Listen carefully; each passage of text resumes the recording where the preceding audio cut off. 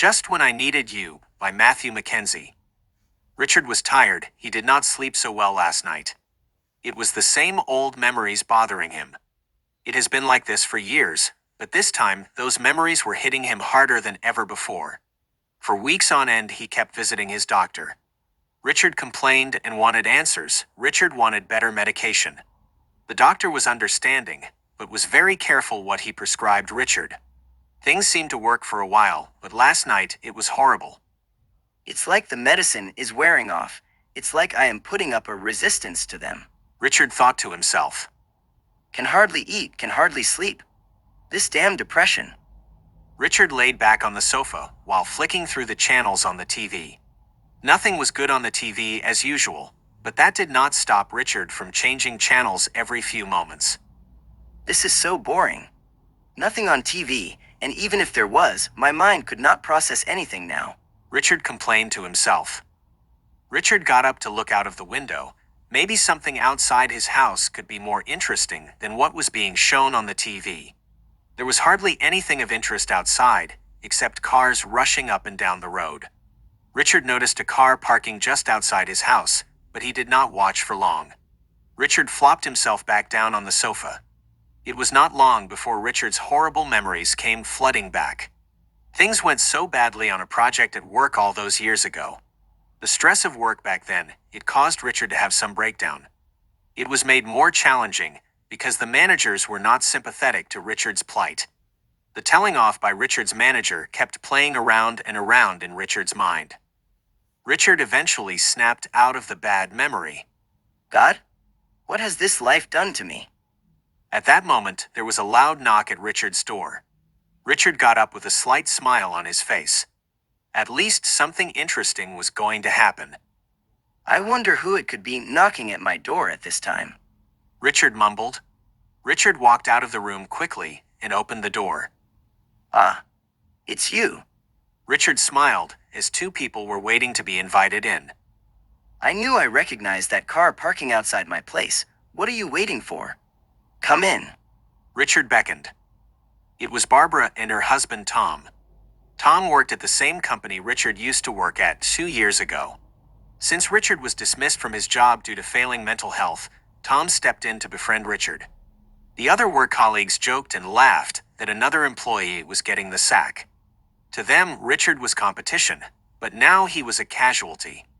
It played on Richard's mind when he was told to leave his office. He could overhear someone saying, "Another one bites the dust," and hearing laughter in the office. All those years ago, the workplace was so cruel, it was so cutthroat. Workplace culture celebrated when someone became unwell with mental illness. As long as it was not them suffering or being disciplined, it was company gossip. Tom had enough of the workplace politics. He was a practicing Christian and wanted to practice what was preached to him. When Richard was dismissed from his job, Tom sent a text message to Richard's mobile telling him to wait outside the building for 2 minutes. Tom took a break from work and spoke to Richard asking if he was okay and that he would keep in touch. Richard said very little to Tom. Richard wanted to protect himself in case someone at work would try play a trick, but Tom was genuine. Fast forward to the present, and two people were important in Richard's life. Two people made sure that there was something to live for in this world. "I am sorry. We have not visited for a while," Tom said to Richard as he entered in from the cold. It's my fault. I kept Tom busy with so many chores. Barbara smiled at Richard. It's okay, it's fine. Do you want a cup of tea? Richard closed the door. "Don't mind if we do." Tom walked into the room and sat down. Barbara looked around the corridor and in the kitchen. She felt the place had become a mess, but she wondered to herself how she could explain to Richard that she will help clean up things. Richard dear, why don't you sit down and I will make the tea? There is no need. You are my friends. My visitors. Well, while I make the tea, you and Tom can catch up. I will join you in a bit. I will also do a little bit of tidying up. Richard looked down at the floor with embarrassment. It's the depression, see. I get so tired to do anything. Tom interrupted. Richard? Richard. We know. Don't worry. Barbara will be okay. Please come sit down. Richard sat down with a sorrowful look on his face. He clasped his hands together, looking at Tom, as if trying to work out how to explain the mess. It's been bad, Tom. It has been real bad. It's the depression, oh God. I have hardly been sleeping, it's well, you know. Yeah. I am sorry for how they treated you years ago, but it's okay.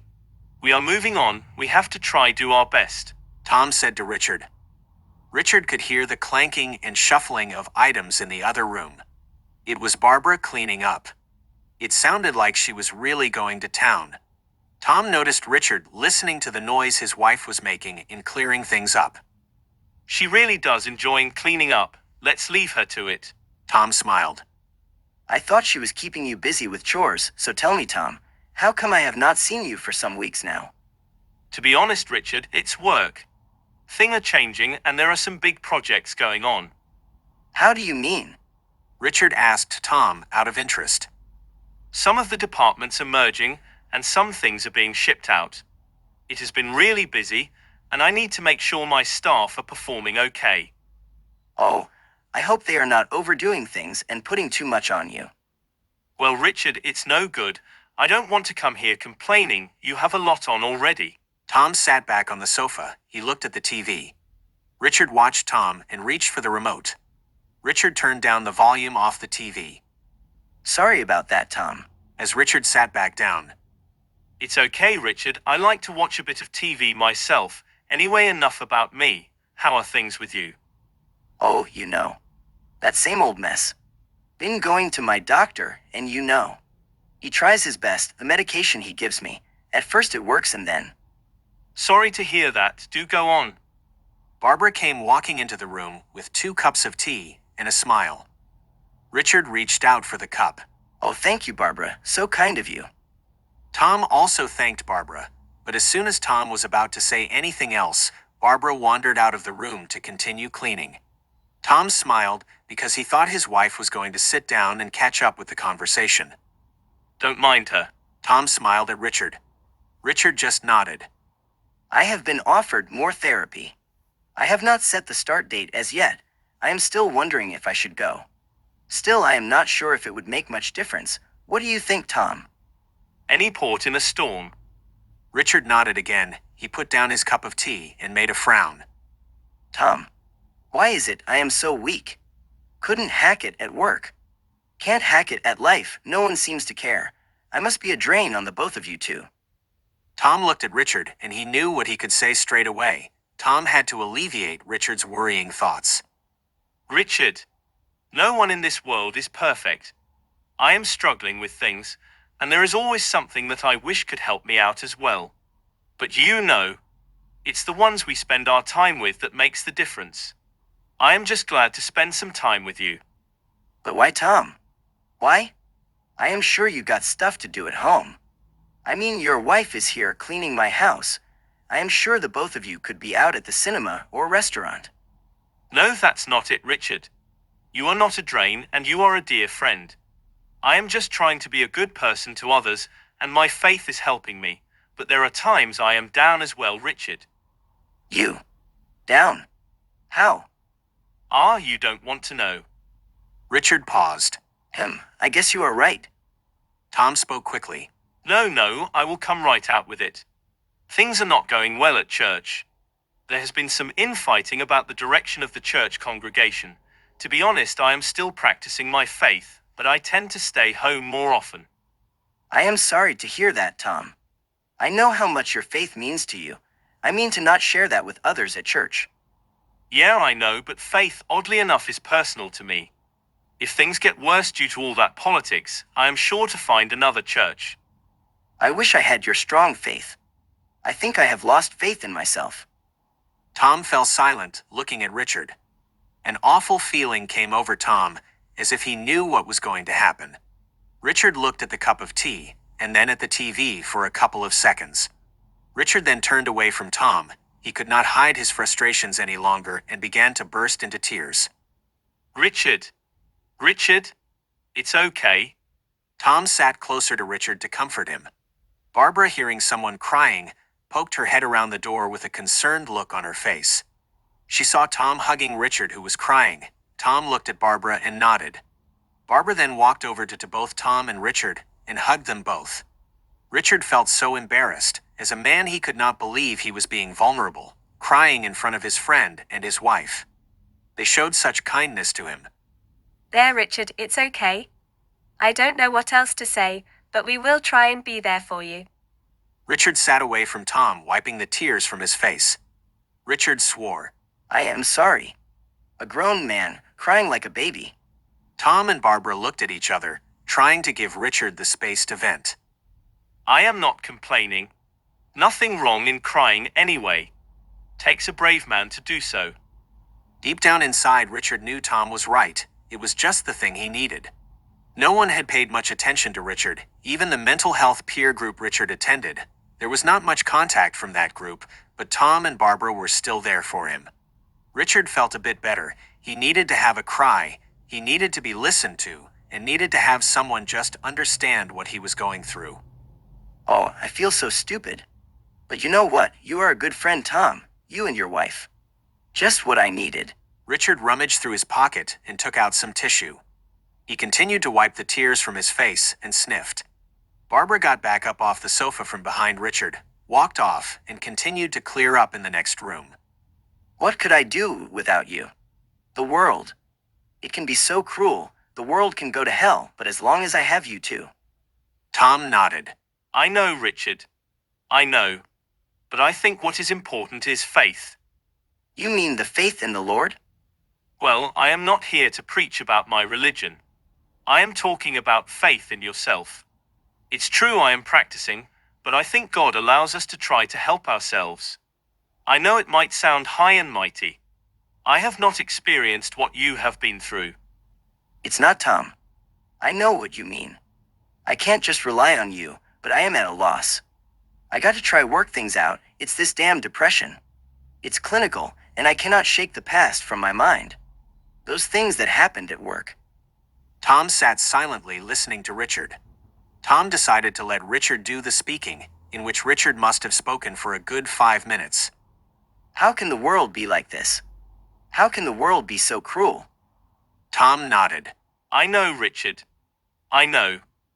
Barbara walked back in after cleaning for 10 minutes. She sat down next to Richard, who seemed upset and vulnerable. With a sorrowful look on his face, he turned his attention to the television. I know, let's watch a film, something nice like a comedy. As long as it's not one of your romantic films, I am down with it. Tom chuckled. Richard began to smile. Okay, put something on. After the movie, Tom and Barbara said their goodbyes and headed to their car. Barbara kept silent until Tom got into the car and started the engine. What do you think, dear? Tom made an awful face as he began to drive off. I think I have let Richard down. It's not your fault, dear. You had a lot on at work.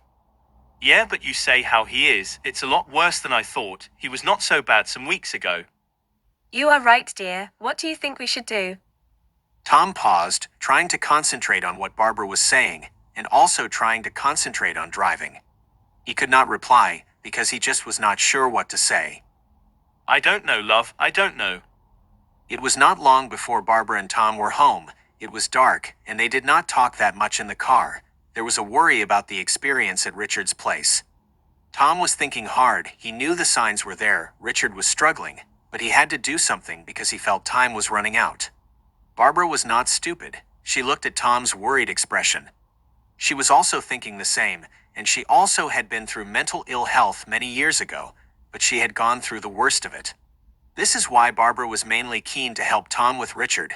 She had some understanding of mental health. She was not judgmental and knew about the stigma of mental illness.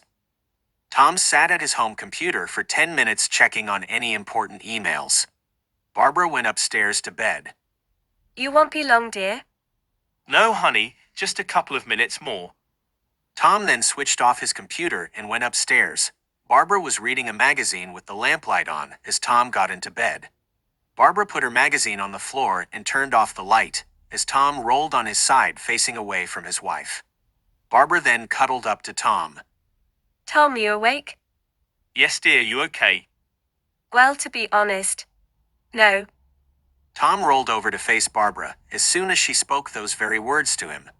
He knew it was best that he pay attention to her, because it was unusual that Barbara wanted to talk at bedtime. Usually she would finish reading her magazine and drop fast asleep. Is it about our visit today to see Richard? Good guess. It really disturbs me that he is not coping so well. Barbara rolled over on her back to look up at the ceiling. It was almost as if she felt ashamed to discuss the topic, because Tom did well enough spending time with Richard. How could she ask anything else more from her husband? I hope you don't mind me raising my worries, Tom. You know how I feel about someone suffering in this way. I went through the same thing many years ago. It's okay, Barbara.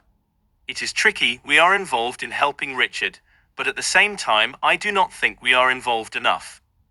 How do you mean, Tom? We did visit him today. That is correct, darling. But I was wondering if Richard wanted us to discuss his medication with the doctor, or anything else regarding his health. I don't know. Sometimes I think we are meddling. Why does he not have a social worker? Perhaps they do not consider him that much in need.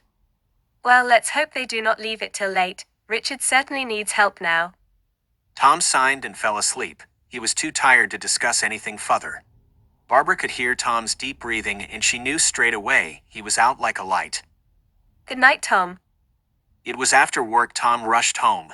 It had been a hectic day, and Tom had been contemplating on whether to attend the carers group in the evening.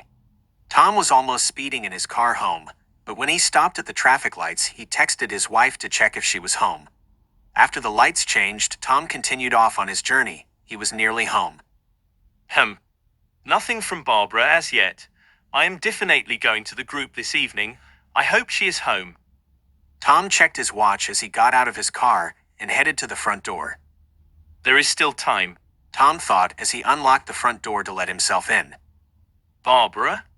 Honey, you home? Tom quickly ran upstairs to change clothes. As he was running upstairs, he could see the back door open to the garden. Tom knew that Barbara must have been doing some gardening, so he quickly got into the room to change, and then he will go back down to speak to her. As soon as Tom changed out of his work clothes, he rushed back downstairs and headed to the kitchen.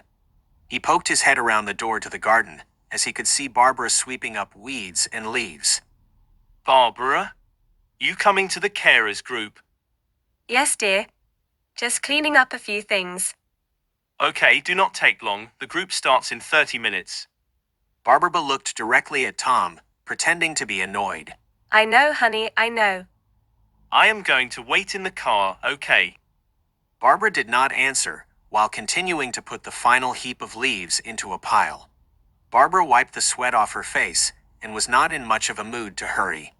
She felt perhaps she could rush back in the house and clean herself up for a couple of minutes before they headed off to the carers group. It was not too long before Barbara came walking out the front door to the car. Tom did not look at Barbara walking towards the car, although he was trying hard to restrain himself from being annoyed. Barbara opened the passenger door and got into the car. What kept you, honey? Tom moaned. Oh, darling, I was just dirty from all the gardening. Someone has got to do the work. Never mind, let's go. Tom drove off in a speed. Hey, careful. We want to get there in one piece. Soon they were outside their local carers center. It was getting dark and the street lights were coming on. Tom and Barbara got out of the car and headed to the center's entrance. The receptionist saw the couple approach through the window. She smiled and walked over to let them in. It's getting a little cold out, isn't it? The receptionist smiled as she closed the door. Yeah, glad to be in from the cold. I don't think it's that bad. Never mind, the group is just down the hall. They have already started, said the receptionist as she sat back down by her desk. Tom and Barbara knew where the carer support group was located. They had been members of the group for some time now. They walked through the swing doors of the center and arrived at the group. Tom could see through the window that one carer member was feeding back her situation.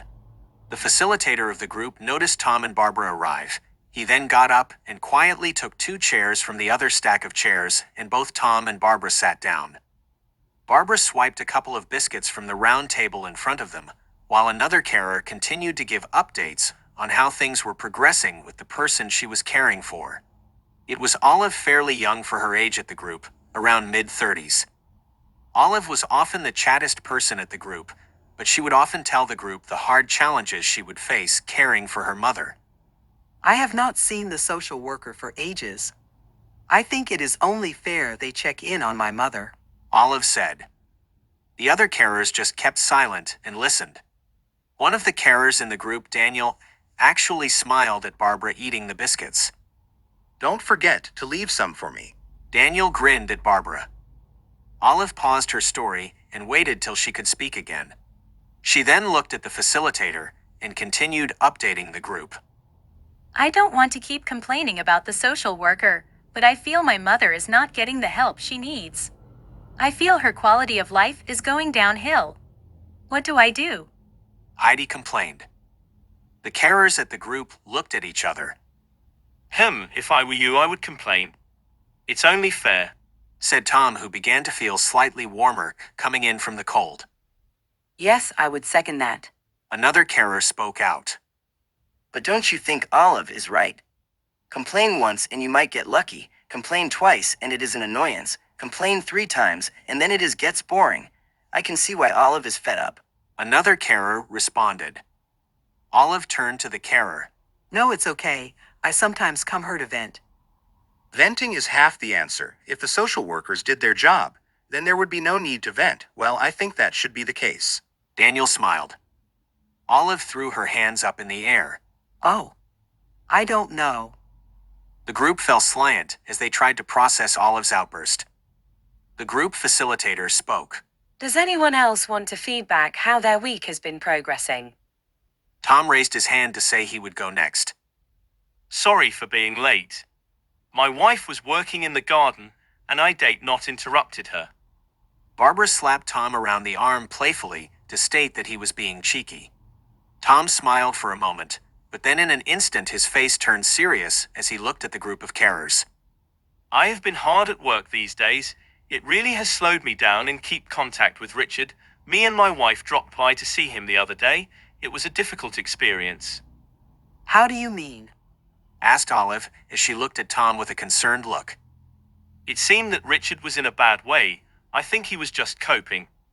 Barbara then backed Tom up and said, Yes, I had to do a bit of cleaning while I was over there. I think his mental health is flaring up.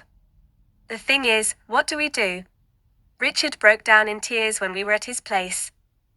The group looked at each other.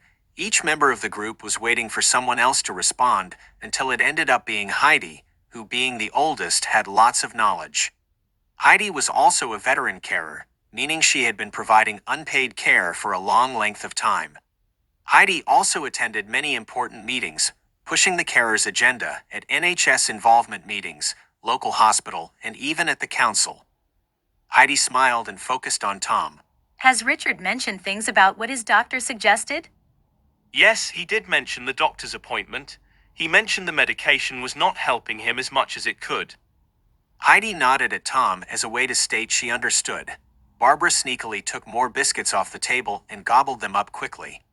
Tom looked back at Heidi, waiting for her piece of advice. Maybe it's worth asking Richard if you could look at his care plan. Is he known to the mental health services? I doubt it.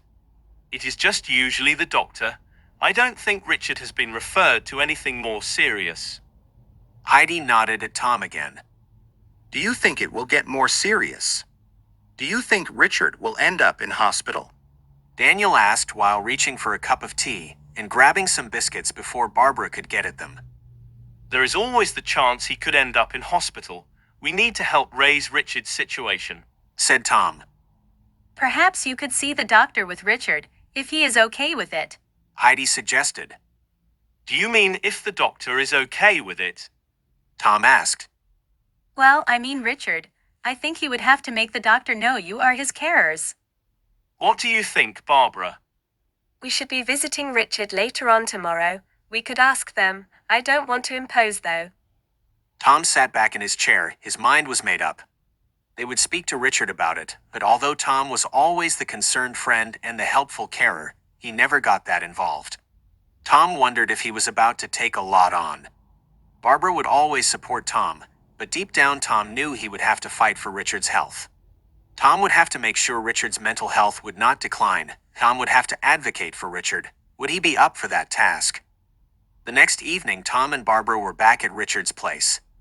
Again, they were sitting around by the TV, but it was Tom and Richard doing most of the talking, while Barbara was drinking tea and listening only to sometimes add things to the conversation. Tom looked at Richard in a serious manner.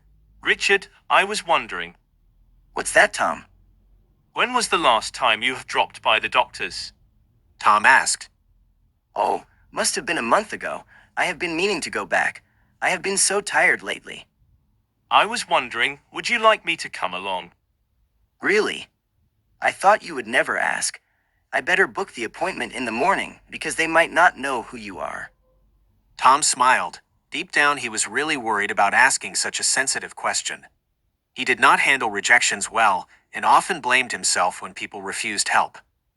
I doubt we can attend in the morning. Barbara spoke out to Richard. No, I meant I will go over tomorrow to book the appointment for a time we can agree on. I think we are good for the afternoon. Would that be okay, friend? Tom put his hand on Richard's shoulder as a gesture of friendship. Yeah, I will book it for the afternoon. I do not know what date though. Depends how booked up the doctor's surgery is. That's okay. Let us know the date and we will be accommodating. Wait, if you are going tomorrow, can I come along? They may want details from us on who is supporting you. Barbara looked at Richard as she remembered her approach could make things easier. Okay, I am going to go around there 9:30 in the morning if you can meet me there. Sounds like a good plan. Tom sat back on the sofa in order to watch the TV. He felt more at ease since he was so nervous asking Richard to support him in such a personal request. It was not long before Tom and Barbara were back home. It was late, and Tom checked his computer for any email updates from work. Barbara had already gone to bed, but as usual, she was not sleeping. She flicked through her magazine to plan more work in the garden. Eventually, Tom entered the room and slowly got into bed. I am so proud of you, Tom. Why? Mumbled Tom, his head almost beneath the bedsheets. I am proud you are there for your friend. It means a lot to me that you can be there for him, but remember we need to not let it get on top of us. We also need to focus on our health and well-being. Tom knew Barbara was correct. It was the reason why he thought long and hard before asking Richard if he got become more involved in his care. It was great that Richard accepted Tom and Barbara's help, but if things did not work out, then who would be responsible? How far would Tom and Barbara have to go to ensure Richard stayed in good mental health? Barbara, I was wondering what would be classified as good mental health for Richard. I guess several things. One where he becomes able to resolve his own health needs, perhaps going out more or engaging in a well-being group. Another is what the doctor suggests. I think we could discuss that with Richard in a subtle way. Yeah, let's see. Tom then fell asleep. It was not long before an appointment was booked to see the doctor. Luckily, Tom, Richard, and Barbara could all attend the doctor's surgery. The appointment was only booked for one slot rather than a double appointment. At the doctor's patient room, they all sat patiently while Richard explained the problem to the GP. I am not coping well, Glenn. I think the medication is not so effective, and I was wondering about the dosage. How do you mean? Can you explain what has changed since you last took the medication? I just feel so tired, and to be honest, I am still very depressed. If it was not for Tom and Barbara, I don't think I would have much to live for. Barbara, sitting next to Tom, gave her husband a shocked look. She felt it was important Richard tell the doctor such a thing, but she had no idea things were that bad. Tom did not flinch, but Barbara could tell that Tom was also concerned. Okay, Richard, I am sorry to hear that, but I do think your friends and carers would be upset to hear that. They would be concerned if you feel that way. I would be concerned if you felt you have very little to live for. I have to be honest, doctor. I was too scared to tell anyone else. Come to think of it, there is not really anyone else in my life. My brother does not want to know. I am hardly in touch with my dad. Since when have they come to my doctor's appointment? Dr. Glenn feels silent, turned to his computer, and looked through Richard's medical records online. He was checking any updates on the system on Richard's progress and double-checking medication history. Dr. Glenn then turned to Richard. What other things have you been doing to help your mood? What other things help your well-being? I am too tired, doctor. I sleep, and if I am not sleeping, I am lethargic and down. Tom quickly spoke out to the doctor. Is there anything that can help besides the medication? Yes, I am going to refer Richard to some groups. But I will take Richard's concerns and try some new medication. I won't take you off right away. I will reduce the dosage of what you're on further. What are these groups? Barbara asked the doctor. There are several medications Richard can choose from. It is up to him, but I can print out a list. I can also refer Richard to psychological therapies. Do I have to pay? No, but there are obviously some private sessions if you have the funds. Please try these new therapies. I will have you the referral form where Tom and Barbara can assist you filling it in. Richard looked at the form and the list of groups and then nodded at the doctor. Dr. Glenn then turned to Tom. Is there anything else you wish to query? Tom looked at Richard as if he was not sure what to ask the doctor. Tom was hoping Richard could ask the doctor anything they were not sure about. Richard looked at Tom, but it seemed Richard's mind was on the list of groups. Tom then looked at Barbara, who then spoke to the doctor. When can Richard come back to update you on the progress of the new medication? Good question. Let's give it 2 weeks. If you are all free, you can also come along. I hope by then Richard can manage to sign up to the therapy sessions. Barbara got up from her chair. Okay. Richard and Tom also got up and followed Barbara out of Dr. Glenn's office. Dr. Glenn spoke out before the group closed his office door. Remember, any problems, please do not hesitate to contact our surgery. Thanks, doctor, said Tom. Richard also thanked the doctor, and as they headed out, they discussed their next steps. How do you think the appointment went, Richard? As well as I expected, but listen, I think I will go home. I am so tired. Again, I couldn't sleep so well last night. A lot on my mind. It's okay, Richard. We understand. Let us know when we can check up. Yeah, I will text you. I think in a couple of days if you are free. Tom looked at Richard with a concerned look. Sounds good, Richard, sounds good. That evening, Tom and Barbara were relaxing at home after a busy day. Well, I tell a lie. Tom was relaxing watching TV, but Barbara was in the kitchen. Washing the dishes, her mind kept reflecting back on the experience at Dr. Glenn's office. It was so surreal. She did not expect to be using her lived experience in helping someone struggling with mental health. When she was suffering mental illness, the last thing she wanted to do was tell anyone. But it was not long before her own mental illness forced her to rely on others for help. Barbara wanted Richard to avoid the same situation she had experienced many years ago.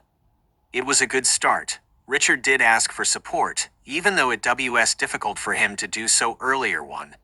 Just then, Barbara's mobile phone rang. Who is this?